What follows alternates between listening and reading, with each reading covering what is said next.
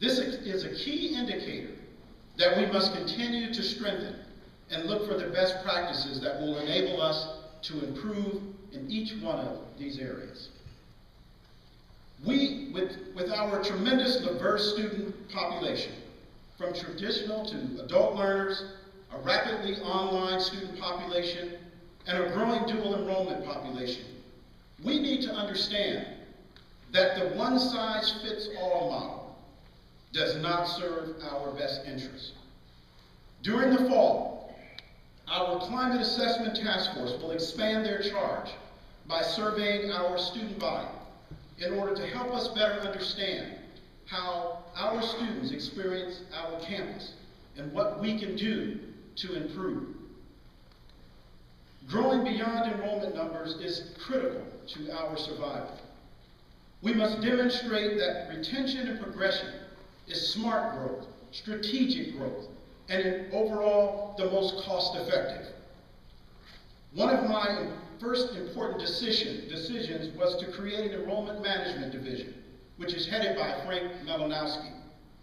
His specific role is to help us improve service, enhance technology, and student success, and to develop a strategic enrollment management plan that will aid the college in better enrollment planning. While increasing enrollments will not be the primary metric for the performance funding going forward, we still have a tremendous role of continuing to serve the citizens of Southwest Georgia. One of the primary metrics that will be used in the new funding formula will be student success, graduation, progression, retention. These are all areas that we must improve upon. If we improve in these areas, the area of student success, we will have the appropriate enrollment growth. And more importantly, our students will achieve greater success. This new enrollment management division, coupled with enhanced technology and continued improvement of student services, will over time have an enormous impact on this institution. We are beginning to experience improvements with registration, ultimately aiming to eliminate the long lines, bottlenecks, and student runaround. Another measure that will impact student success is our new partnership with Valdosta State University. During this fall, we will be launching a new pilot student success initiative that will enable us to identify those students who need intervention. This new initiative will require the support and involvement of you, the faculty and staff.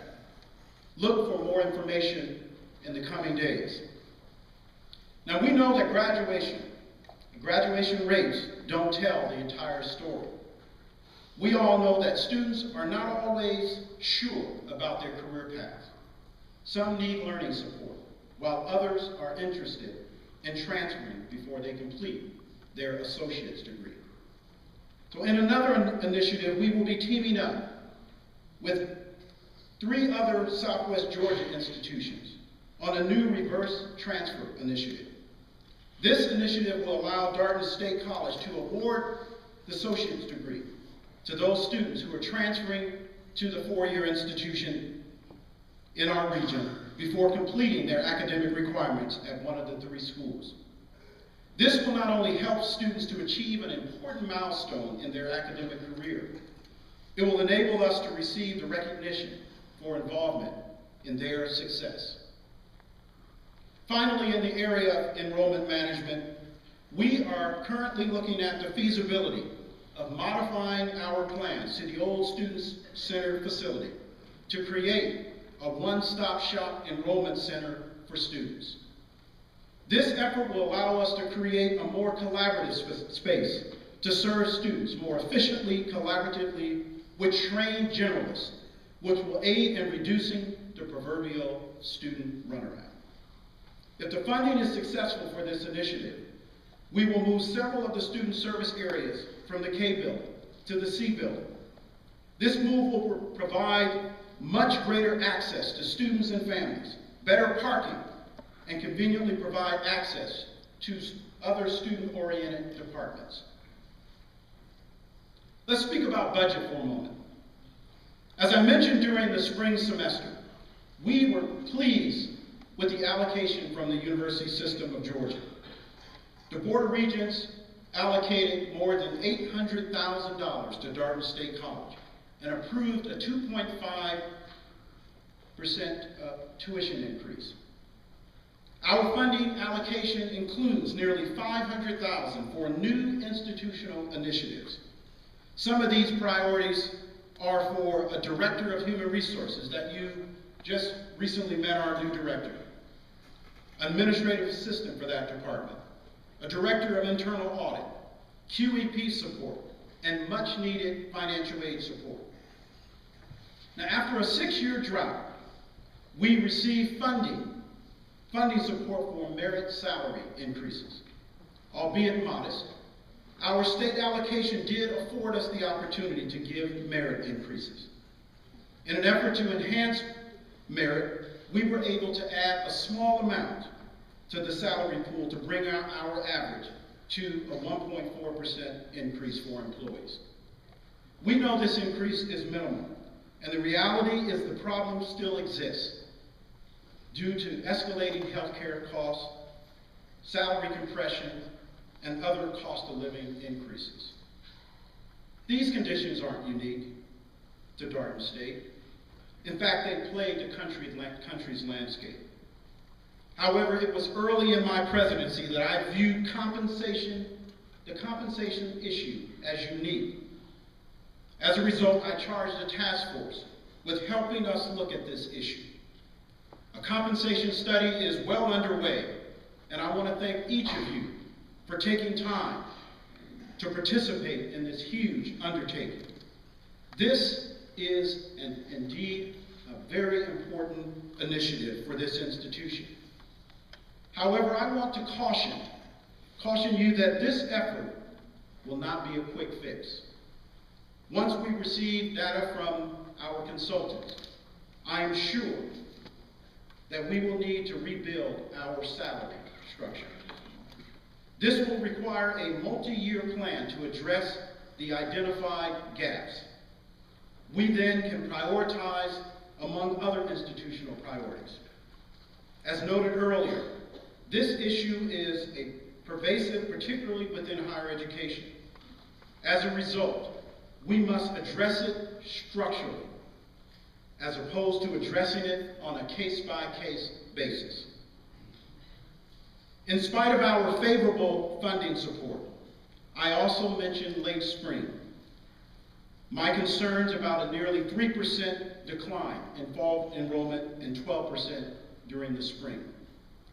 This decline necessitated that we budget very conservatively for this academic year and allocate tighter operational budgets, and even delay some of the initiatives and non-essential hires until we can review the final enrollment numbers in October. The decline in enrollment last year significantly impacted our athletics programming and budgets. The reduction in student fees due to these enrollment declines, coupled with our need to correct the internal audit issues that were identified last fall, created a budget shortfall for athletics. This deficit caused us to eliminate some positions and to reduce scholarship support. Despite these unfortunate reductions, I believe that as we continue to address the challenges there, that we will emerge a much better athletic program. In an effort to improve budget accountability and transparency, we have appointed former State Auditor Michelle Moulton as the new interim budget director to work with Mr. Clemens and Mr. Brown to strengthen our budget process. During the fall, we will introduce campus-wide budget forums to better understand the needs of each of the areas and to better allocate resources to our institutional priorities. Now, I know that money is not everything to each of you. I recognize you are just as concerned about the campus environment. And that is why I launched the climate assessments the climate study, and the campus climate assessment task force. The results are in. They recently were completed and will be shared with the climate assessment team shortly, who will then share the findings with each of you. We are also addressing important compliance and employee relations areas on campus. We mentioned that we have hired a new Chief Human Resources Officer. We will be also adding a Legal Affairs Officer, an Internal Auditor, who will help us to improve the campus climate and promote greater integrity, personal and academic, and ethics here at Darton State College. Let me move to governance. One of the areas that I expressed tremendous concern about early in my tenure, and it was reinforced during the listening sessions, was this lack of perceived shared governance on campus. So during the spring semester, we charged a faculty ad hoc group with looking at the feasibility of establishing a faculty senate or strengthening the current faculty council at Darton State to ensure a greater sense of shared governance. After extensive research on the best practices in higher education shared governance, the task force has recommended the creation of a faculty senate at Darton State College. After careful review and discussion with the task force and the President's Cabinet, I have approved their request to transition to a faculty senate. Colleagues, this is a tremendous milestone for Darton State College.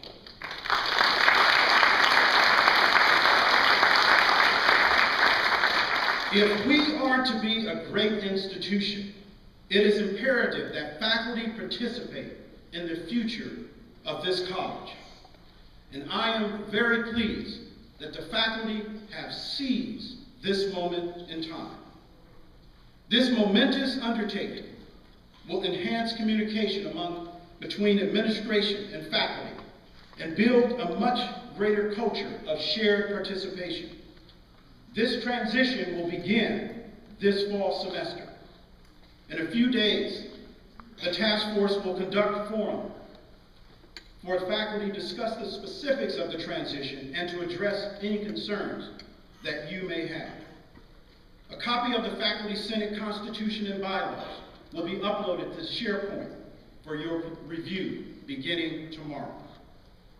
Again, this is a great day for faculty and a great day for Darton State College. Now, for those of you who are skeptical about this new governance structure, I'm only going to ask you one simple question. How is the current model working for you? This is important to this institution. This allows a level of participation that is important for this institution to move forward.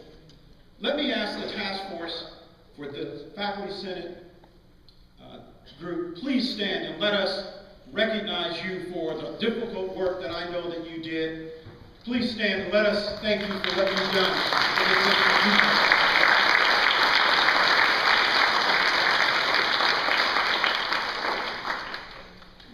During my listening sessions, you also made it crystal clear that one of the top priorities for me was to be visible and to engage in the greater community. Over the past several months, I have worked tirelessly to connect Darton State to the larger community. One of the areas that I continue to be excited about is the collaboration between Darton State, Albany Technical College, and Dougherty County school system. Earlier this summer, we kicked off our education summit, where we had more than 140 citizens from around the city and county who participated to discuss their thoughts on education and the educational issues in this community. This session was followed with multiple focus group meetings, and I thank the Darton State faculty and staff who participated in both the summit and the forum. In the next couple of weeks, focus groups will take place between or with students and then parents. Now, it is too early to determine what will emerge from this collaboration, but I remain optimistic that together we will find positive ways to leverage our intellectual assets to improve education in this community. As leaders in this community, we understand that a lot is riding on this initiative, and each of us stands ready to rise to the challenge. It is important to remind each of you that we are not and should not be on an island by ourselves. We must become a greater part of this community. While I recognize that higher education is unique, others often see that a lack of engagement in the community as a commune for the privileged. Just as no man is an island, nor is this institution. We have a tremendous social responsibility to this community. I look forward to having a deeper dialogue on how we can better engage our faculty and staff and our students. I am also excited to place a greater emphasis on continuing education. Under the leadership of Dr. Sheila Thomas, we are attempting to find more positive ways of engaging the community in meaningful educational opportunities. We should also find ways to better connect the community to our students and our cultural activities and events. Let's not simply just work in Albany. Let's make sure that we are part of Albany. We must make sure that we have a seat at the table. As my esteemed colleague once said to me, if you don't have a seat at the table, then you're being served on the menu.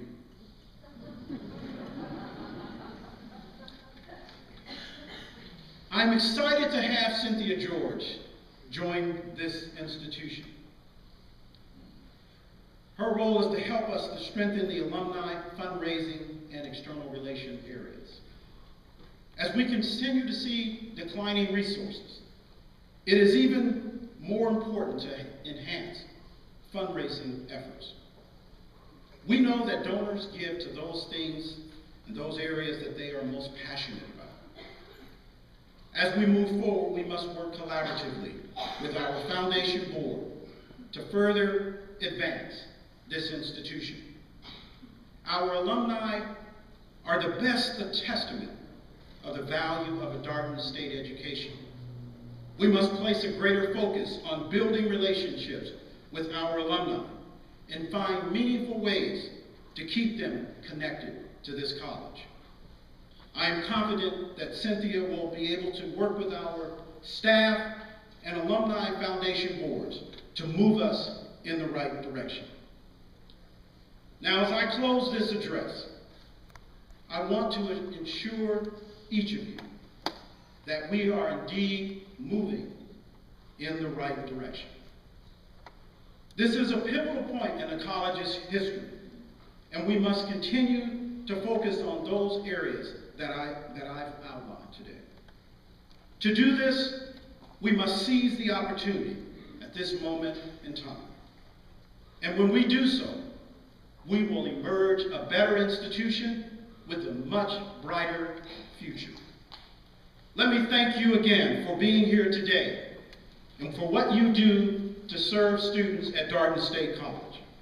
I am delighted to continue to serve as your interim president, and I look forward to a prosperous academic year. Thank you, and go Cavaliers.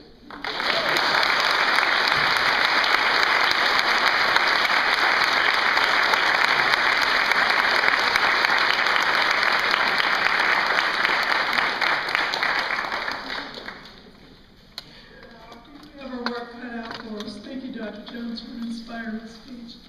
We've got the end of our morning activity home, socialize, go back to your office, get ready for tomorrow.